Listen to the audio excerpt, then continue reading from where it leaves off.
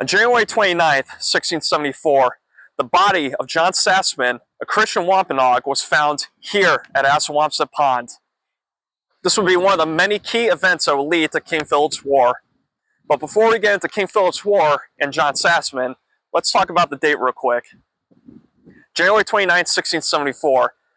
It was at that time that the colonists were using the Julian calendar. But in 1752, they would transition to the Gregorian calendar, which is used today. And so with the adjusted date of the event, it would be February 8th, 1675. But for simplistic purposes of the video, we will stick with the old style dates. Keep in mind, during the Julian calendar, the new year was March 25th, whereas the Gregorian calendar, it is January 1st. That being said, let's talk about John Sassamon. Sassamon, or Wu Sassamon, was a praying Indian and closely connected to Reverend John Eliot.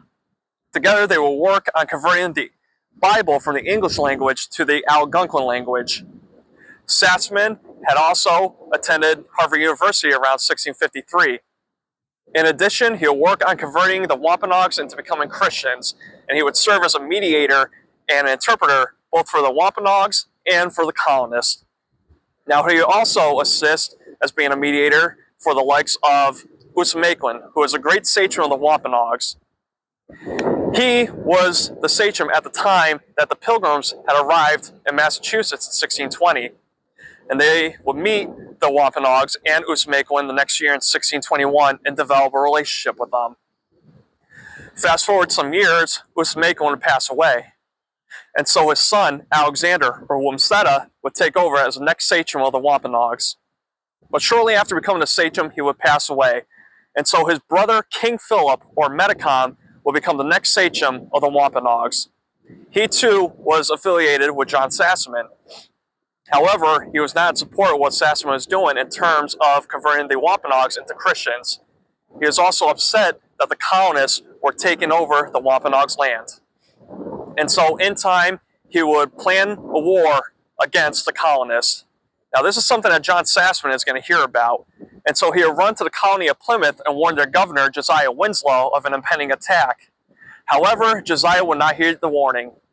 And so Sassamon would return home. But King Philip would hear about what Sassamon had done. And shortly after, his body is going to be found here, again, at Assawompset Pond. Now, the colonists believed that he had simply drowned in the pond, and his body had been recovered from under the icy water. But a Christian Wampanoag had stated that he observed Sassamon be murdered. And so the colonists would re-examine Sassamon's body. And it was then that they found that his neck had been broken and that he indeed had been murdered. So what came of this? Well, on March 8th, at the General Court at the Plymouth Courthouse, they're going to summons a Wampanoag native and affiliate of King Philip, known as Tobias or Pegapanaso, to answer for the murder of John Sassamon. The trial will be set for June 1st, 1675.